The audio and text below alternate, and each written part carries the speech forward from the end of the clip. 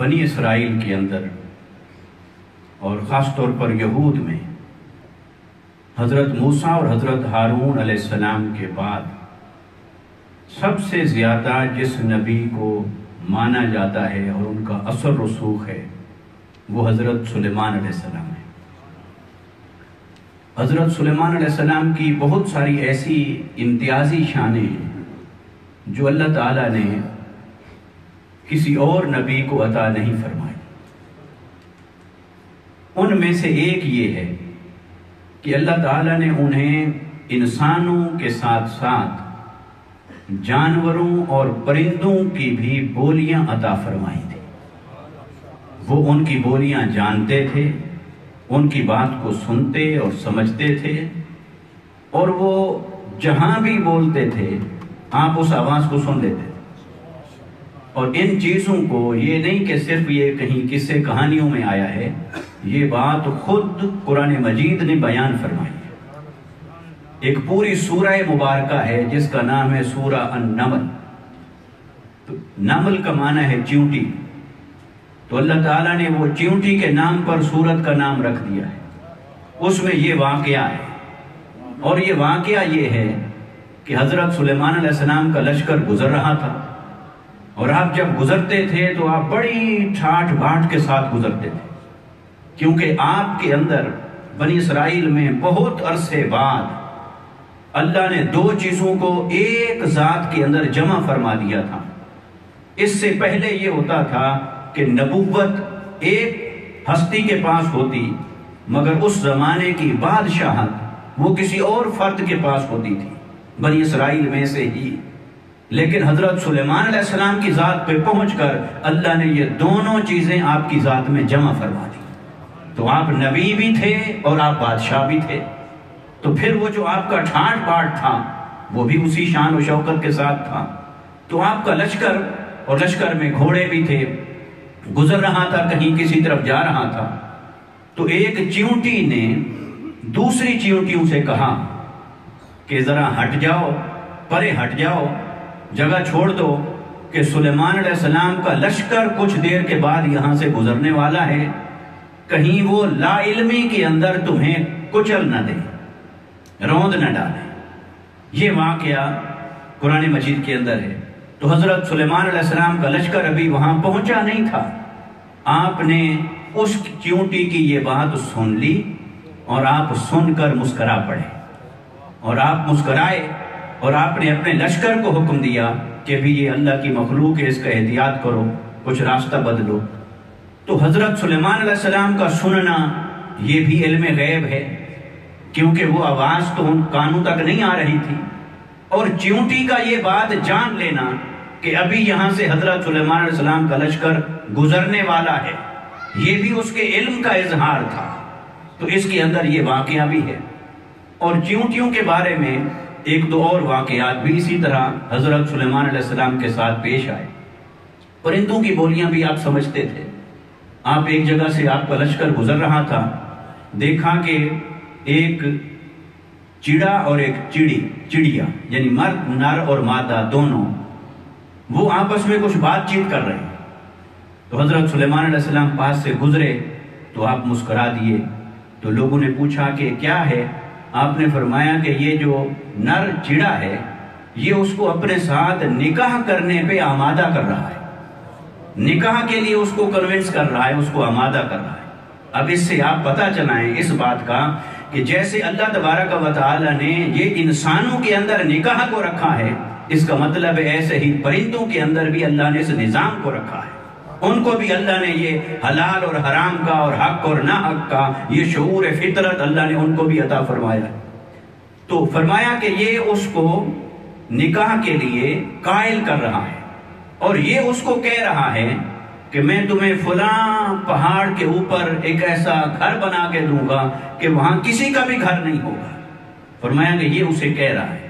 اور حضرت سلیمان علیہ السلام نے فرمایا کہ یہ جہاں کی بات کر رہا ہے وہاں کوئی پرندہ رہ ہی نہیں سکتا، وہاں کوئی زندہ ہی نہیں رہ سکتا، تو یہ وہاں کی بات کر رہا ہے۔ اور حضرت سلیمان علیہ السلام نے مسکراتے ہوئے اس میں کہا کہ ہر نکاح کرنے والا ہر منقوہاں کے ساتھ ایسے ہی بڑے بڑے خواب دکھاتا ہے۔ تو یہ بات بھی آپ نے وہاں ارشاد فرمائی۔ تو اس طرح کے پرندوں کے واقعات بھی آپ کے ساتھ ہیں۔ تو آپ بیٹھے تھے ایک دن اپنے تخت اور تاج کے ساتھ، تو آپ نے توجہ فرمائی تو دیکھا کہ وہ جو ہدہد پرندہ ہے وہ نظر نہیں آ رہا۔ تو آپ نے اس کی ایکسپلینیشن کال کی، بھئی وہ کدھر ہے، کیوں نہیں حاضر ہوا، اپنے وقت پہ میرے دربار میں کیوں حاضر نہیں ہوا؟ تو وہ تھوڑی دیر بعد حاضر ہو گیا۔ حاضر ہوا تو آپ نے اس سے پوچھا سب کے سامنے، بھئی تم کیوں لیٹ آئے؟ اس نے عرض کی کہ میں گیا ہوا تھا یمن کی طرف، اور وہاں مجھے عجیب و غریب واقعہ ایک دکھائی دیا، تو میں ذرا اس میں غور و فکر کرنے لگ گیا تو مجھے آنے میں دیر ہو گئی۔ بھی کیا واقعہ دیکھا؟ اس نے کہا میں نے دیکھا ہے کہ وہاں ایک عورت ہے اور وہ بادشاہ بنی ہوئی ہے، اور اس نے تعجب کیا اس پر۔ اس کا مطلب ہے کہ فطرت کے قانون کے اندر عورت کا سربراہ ہونا یہ اللہ کے نظام میں نہیں ہے۔ تو اس نے اس بات پر تعجب کا اظہار کیا۔ اس نے کہا میں ایک ایسی جگہ گیا کہ جہاں ایک عورت ہے اور وہ بادشاہ بنی ہوئی تھی، اور وہ تخت پر بیٹھی ہے اور وہ فیصلے کر رہی ہے، اور وہ کفر کر رہے ہیں اور وہ شرک کر رہے ہیں۔ حضرت سلیمان علیہ السلام نے فرمایا اچھا، اگر تو تمہاری یہ جینون ریزن ہے، واقعتاً ایسا ہی ہے، تو پھر تمہیں معافی ہے، اور اگر تم جھوٹ بول رہے ہو تو پھر تمہیں اس کی سزا ملے گی۔ تو حضرت سلیمان علیہ السلام نے اس کی ویریفیکیشن کروائی، پھر وہ ایسے ہی تھا۔ پھر آپ نے ایک خط بھیجا، خط میں لکھ کر بھیجا کہ شرک کو چھوڑ کر میری فرما برداری اختیار کرو۔ تو وہ وہاں جو تھی وہ خاتون، وہ تھی بلقیس اس کا نام تھا۔ تو جب اسے خط پہنچا تو وہ بڑی سمجھدار خاتون تھی، اور اللہ تعالیٰ نے اس کو علم اور دانش عطا فرمایا تھا۔ تو اسے جب خط پہنچا اس نے خط کے اندر سے یہ دیکھ لیا کہ یہ اللہ کی جانب سے کوئی خاص بات ہے اور خاص حکم ہے، اس کی حکم عدولی نہیں کرنی چاہیے، اس سے ٹکرانا نہیں چاہیے، لڑنا نہیں چاہیے۔ تو انہوں نے اپنی شورا کو بلا کر کہا کہ ایسے میرے پاس ایک خط آیا ہے، تو دیکھو کہ اس میں کیا رائے ہے تمہاری، اور میرا مشورہ یہ ہے کہ لڑائی میں تباہی ہوتی ہے تو ہم حضرت سلیمان علیہ السلام کی جا کر اطاعت قبول کر لیں۔ تو پھر وہ گئی، اور اس سے پہلے اس نے ہیرے جواہرات دے کر بھیجا اپنے قاصد کو۔ سلیمان علیہ السلام نے وہ رد کر دیے، فرمایا میں نے تمہیں حق کے لیے پیغام بھیجا ہے، یہ ہیرے جواہرات کے لیے نہیں بھیجا ہے۔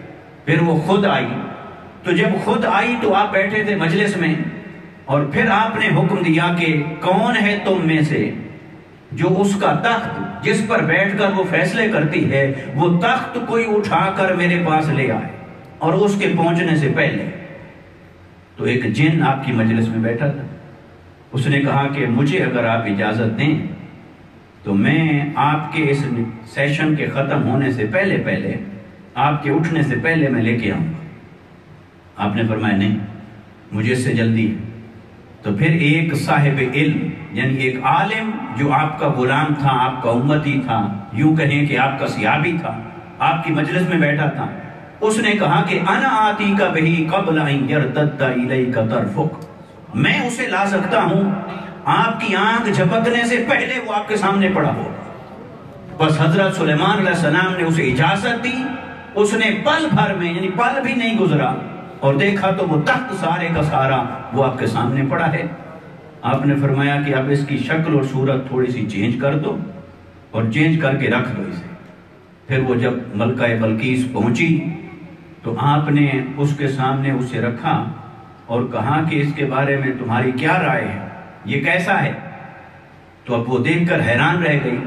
اب وہ یہ بھی نہیں کہہ سکتی تھی کہ یہ میرا ہے، کیونکہ یہ اس کے عقل کے مطابق تو ناممکن کام تھا کہ وہاں سے یہ یہاں کیسے آ گیا۔ اب وہ یہ بھی نہیں اقرار کر سکتی کہ یہ میرا ہے۔ اور انہوں نے پوچھا کہ بتاؤ یہ کیسا ہے؟ اس نے بڑا خوبصورت جواب دیا، قرآن مجید کے اندر ہے۔ اس نے کہا کہ یہ بالکل میرے تخت جیسا ہے، یہ بالکل اسی کے جیسا ہے جیسا میرا ہے۔ تو پھر اس پر وہ راز کھلا، تو اس نے اطاعت قبول کر لی، کلمہ پڑھ لیا، اور وہ بھی سلطنت میں شامل ہو گئی۔ ایسے ہی حضرت سلیمان علیہ السلام، جنات کے اوپر بھی آپ کی حکومت تھی، ہوا کے اوپر بھی آپ کی حکومت تھی، اور آپ کا تخت جب ہوا میں چلتا تھا تو ہوا 1 مہینے کا جو سفر ہوتا ہے، 1 مہینے کا سفر وہ آپ 1 دن میں طے فرمایا کرتے تھے، اور 1 مہینے کا سفر آپ 1 رات میں طے فرمایا کرتے تھے۔ یعنی صبح سے شام تک اگر آپ تخت پر بیٹھتے، ہوا کو حکم دیتے کہ چلو، اور وہ چل پڑتا آپ کا، اور آپ کا جب وہ تخت چلتا تھا تو وہ تخت کے اوپر آپ کی ساری کیبنٹ بھی بیٹھتی تھی، وہ لشکر بھی بیٹھتا تھا، اور وہ اس طرح ہوا میں اڑتا تھا اور جاتا تھا۔ تو اتنے عجائبات تھے، تو ہوا پر بھی آپ کا حکم تھا، چلتا تھا، پرندوں پر بھی آپ کا حکم چلتا تھا۔ اور پرندوں پر یوں چلتا کہ جب حضرت داؤد علیہ السلام کا جنازہ ہوا، ان کا وصال ہوا، تو وہ جنازہ باہر کھلے میدان میں پڑا گیا، بہت کثیر لوگ آئے۔ تو حضرت سلیمان علیہ السلام سے لوگوں نے شکایت کی کہ دھوپ بہت سخت ہے، تو آپ کوئی انتظام کریں سائے کا۔ تو آپ نے پرندوں کو حکم دیا کہ جتنے لوگ جنازے کے اندر شریک ہیں ان سب کے اوپر سایہ کر دو۔ وہ سارے پرندے پروں کے ساتھ پر جوڑ کے کھڑے ہو گئے کہ دھوپ کا کوئی ایک قطرہ بھی نیچے کی طرف نہیں آ رہا، اور وہ ایسے پر جوڑ کے کھڑے ہو گئے، ایسے انہوں نے ڈھانپ لیا کہ ہوا کا آنا بھی بند ہو گیا، یعنی دھوپ بھی نہیں آ رہی اور ہوا کا آنا بھی بند ہو گیا، ایسے انہوں نے یہاں تک ڈھانپ لیا، ایسے ڈھانپ لیا۔ تو جب ہوا نہیں آ رہی تو پھر پریشان ہو گئے، پھر انہوں نے حضرت سلیمان علیہ السلام سے درخواست کی کہ کوئی ہوا کا تو بندوبست کریں، ہوا تو آنے دیں۔ تو آپ نے پرندوں کو حکم فرمایا کہ سورج کی طرف سے سایہ کرو اور ہوا کی طرف سے ہٹ جاؤ۔ تو پھر انہوں نے ایک اور طریقے سے وہ سایہ کیا، ایک طرف سے ہٹ گئے، سورج والی طرف سے انہوں نے سایہ کیا، پھر وہ آئی، ان کو سایہ اور دھوپ سے اللہ نے محفوظ رکھا۔ اس طرح کے بہت سارے عجائبات۔ پھر حضرت سلیمان علیہ السلام کو اللہ تعالیٰ نے بہت حکمت عطا فرمائی، بہت علم عطا فرمایا، اور ان کو جو حکومت عطا فرمائی، اس حکومت کے بارے میں تو خود قرآن میں یہ ہے کہ حضرت سلیمان علیہ السلام نے عرض کی کہ باری تعالیٰ مجھے ایسی حکومت عطا کر کہ میرے بعد ایسی حکومت کسی کو بھی عطا نہ کر۔ تو اللہ نے ان کو عطا فرمائی۔ اب کچھ لوگ یہاں پر اعتراض کرتے ہیں کہ پھر اس کا مطلب ہے کہ حضور جو بعد میں تشریف لائے تو حضور کی حکومت، اختیار اور تصرف پھر اس کا مطلب ہے اس جیسا نہیں تھا۔ تو اس کا جواب یہ ہے کہ حضور کو جو اللہ نے حکومت عطا فرمائی تھی وہ تو حضرت سلیمان علیہ السلام کے پیدا ہونے سے بھی پہلے عطا فرما رکھی تھی۔ بے شک آپ کا ظہور بعد میں ہوا، مگر آپ کو شان اور عظمت کا عطا کرنا یہ تو تب ہو گیا تھا کہ جب آدم سے لے کر عیسیٰ تک ابھی کوئی نبی بھی پیدا نہیں ہوا تھا۔ تو اس لیے آقا علیہ السلام کو اللہ نے حکومت عطا فرمائی، مگر حضرت سلیمان علیہ السلام نے عرض کی کہ باری تعالیٰ میرے بعد ایسی کسی کو نہ دے۔ یہ دعا۔ اب انہوں نے کچھ فیصلے کیے، ایک فیصلہ وہ آپ کو سناتا ہوں۔ ایک شخص تھا، وہ کاشتکار، اور دوسرا آدمی اس کی بکریاں تھیں۔ وہ بکریوں والا شخص وہاں سے گزرا تو اس کی بکریاں اس کی کھیت کے اندر چلی گئیں اور وہ کھیت اس کا چر لیا، کھا لیا۔ تو وہ جو بکریاں تھیں ریوڑ، وہ کھا گیا، وہ فصل کھا گئی۔ تو وہ حضرت داؤد علیہ السلام کے پاس آئے، اس نے کہا جی میرا نقصان ہوا ہے، میری کمپنسیشن کریں۔ آپ نے اس کو حکم دیا بھی جتنے کا نقصان ہے یہ پورا کرو۔ فیصلہ ہو گیا۔ اب وہ واپس جا رہے تھے تو حضرت داؤد علیہ السلام کے سامنے سے گزرے۔ آپ نے پوچھا بھی کیا فیصلہ ہوا؟ انہوں نے بتایا بھی یہ ہوا۔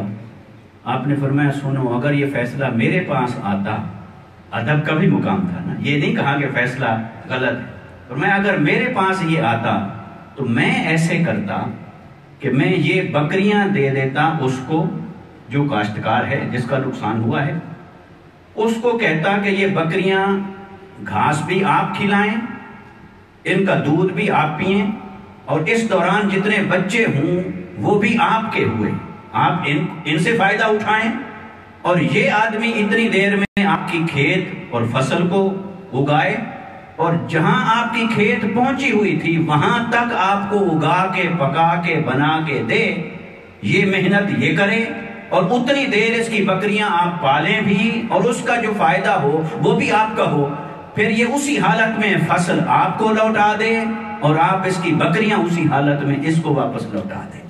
یہ آپ نے فیصلہ فرمایا۔ تو جب حضرت داؤد علیہ السلام کو پتہ چلا تو پھر آپ نے اپنا فیصلہ تبدیل کیا اور ایسا کر دیا۔ یہ بھی قرآن مجید کے اندر ذکر ہے وما علینا الا البلاغ المبین۔